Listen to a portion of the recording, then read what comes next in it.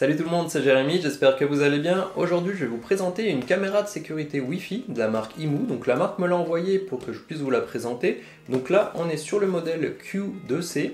Donc c'est une caméra qui va vous permettre de voir un peu ce qui se passe chez vous. Ici, on est sur une caméra qui coûte à peu près 25 € sur Amazon. Et si ça vous intéresse, j'aurai un code promo que je vous mettrai dans la vidéo un peu plus loin que la marque m'a donné pour que le prix descende un petit peu. C'est une caméra qui filme en Full HD, qui est en Wi-Fi. Il y a une application dédiée qui fonctionne avec pour l'utiliser et peut-être la mettre avec d'autres caméras. On va voir qu'il y a différentes fonctions assez sympas dessus et on va voir ça tout de suite.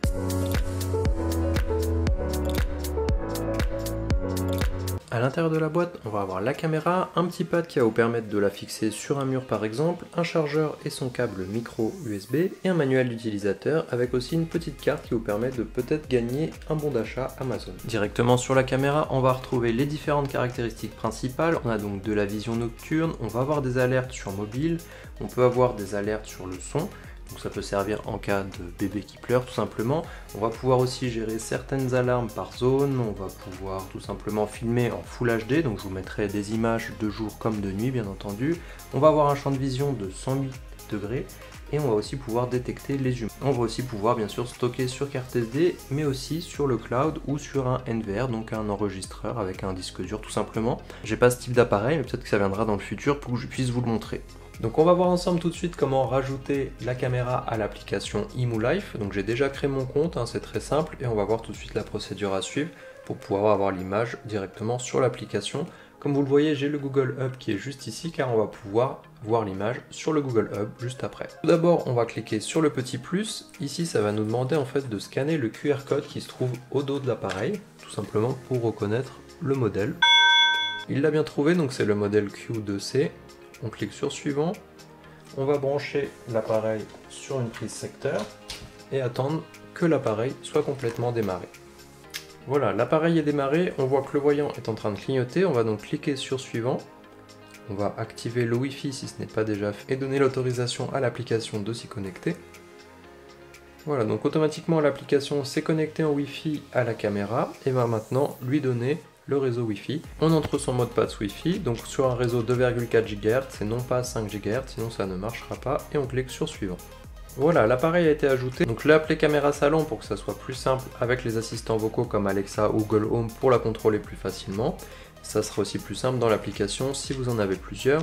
Ici on va pouvoir régler différentes fonctions directement comme la détection de mouvement, la détection de forme humaine et aussi du coup les réglages horaires. Donc c'est important aussi de mettre ça si on veut que la caméra fonctionne tous les jours ou à certaines heures. Vous allez pouvoir diminuer la sensibilité si vous rencontrez qu'il y a trop de déclenchement et à l'inverse si c'est pas assez rapide, l'augmenter ici.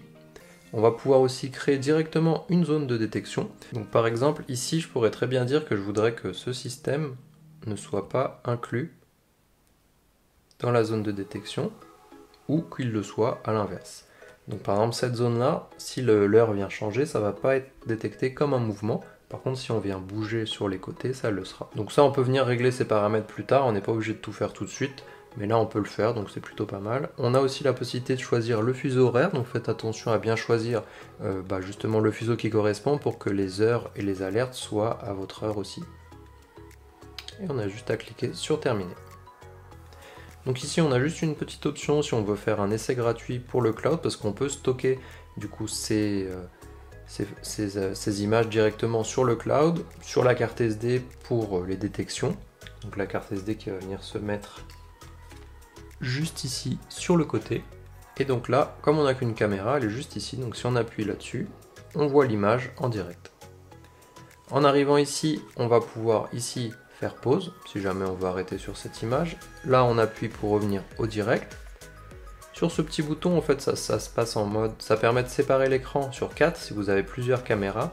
Ici, vous allez pouvoir d'un seul coup voir les différentes caméras. Donc là, on n'en a qu'une. Si un jour j'ai plusieurs caméras de la marque, je pourrais les afficher et vous montrer ce que ça donne. Ici, on va pouvoir régler la résolution. Tout simplement, si votre réseau est un petit peu lent, on peut passer en basse définition pour que ça passe beaucoup mieux. Ici, on va rester sur de la haute définition. Si on appuie sur le bouton ici, on va entendre ce qui se passe dans le haut-parleur. Et si on appuie ici, on met la caméra en plein écran. Dans instantané, on va faire une capture d'écran de ce qui se passe et si on clique sur enregistrer, on va enregistrer une petite vidéo de ce qui se passe actuellement. Si on clique sur la petite roue crantée juste en haut à droite, on va pouvoir aller dans les différents paramètres, on va pouvoir voir les caractéristiques, etc. Ce qui va être intéressant ici, ça va être par exemple la partie notification. Est-ce qu'on veut recevoir ou pas des notifications? On peut mettre des messages push aussi, ou recevoir une notification si l'appareil est débranché.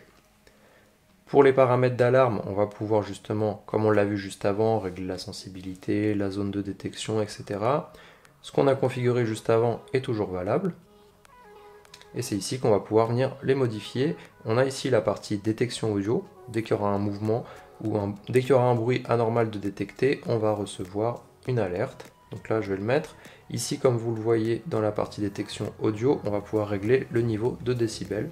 Donc là, on va pouvoir régler la sensibilité, simplement pour que ça soit plus ou moins sensible et que ça se déclenche vraiment, par exemple quand une vitre se casse ou qu'il y a un très gros bruit ou que l'alarme de chez vous se déclenche par exemple. Dans les autres options, on a le stockage en ligne, donc ça effectivement ça va être un système payant, on va pouvoir payer finalement l'accès au cloud pour pouvoir stocker ces données là-dessus. Il y a un petit essai gratuit si ça vous intéresse. On a le stockage local, donc là c'est si on met une carte SD à l'intérieur, ça va enregistrer dès qu'il y a un mouvement et vous pourrez aller les voir juste après.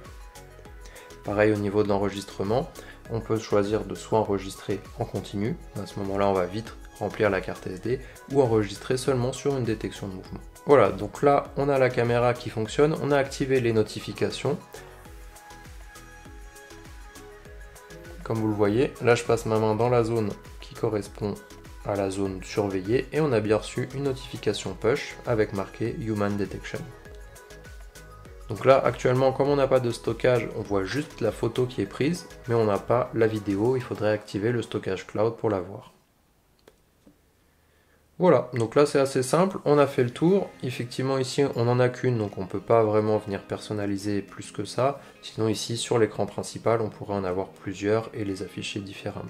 Nous voilà maintenant sur la partie Google Home pour que je vous montre comment faire pour rajouter le skill IMU et pour pouvoir ensuite afficher la caméra sur l'écran ici. Donc on va aller sur paramètres, on va aller ensuite dans la partie fonctionne avec Google, on va rechercher IMU et on va ici venir se connecter avec le même compte qu'on a utilisé sur l'application.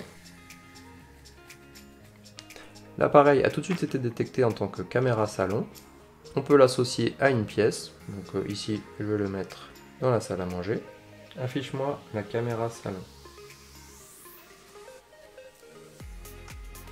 OK, lecture du streaming pour caméra salon sur bureau.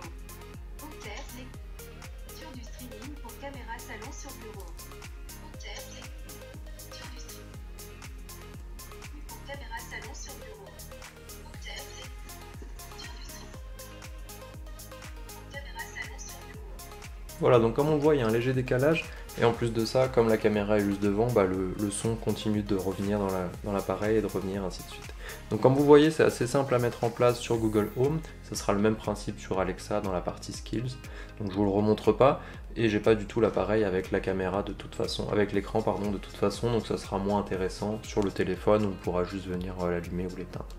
Donc je vais maintenant vous afficher des images en vision nocturne et de jour. Et comme ça vous pourrez voir un petit peu ce que ça donne.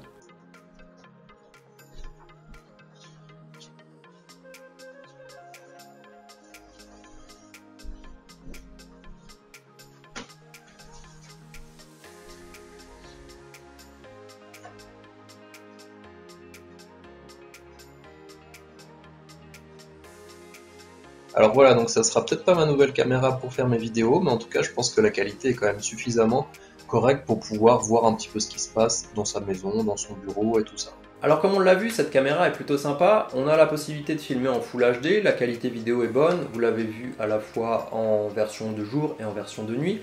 On a aussi la possibilité de créer des zones finalement d'alarme pour éviter que tout sonne si vous passez à côté et que cette zone-là est normale d'avoir du passage. Donc il y a pas mal de fonctions en plus qui se rapproche de ce qu'on trouve sur des logiciels de caméra vraiment dédiés à ça. Donc ici on est vraiment sur une map qui fait que des caméras et du coup ça se ressent aussi dans leur logiciel qui est vraiment tourné là-dessus. Voilà, donc comme je vous l'ai mis, il y a le code promo qui s'affiche juste ici pour que vous puissiez l'avoir à un prix plus intéressant, à coût de 25 € sur Amazon, donc je trouve que c'est un prix plutôt correct, d'autant plus que j'aurai sûrement d'autres modèles à vous présenter dans les semaines qui arrivent, et on pourra du coup les faire fonctionner tous ensemble et les retrouver sur l'application. Voilà, donc dites-moi ce que vous pensez de cette caméra, et on se voit dans la prochaine vidéo.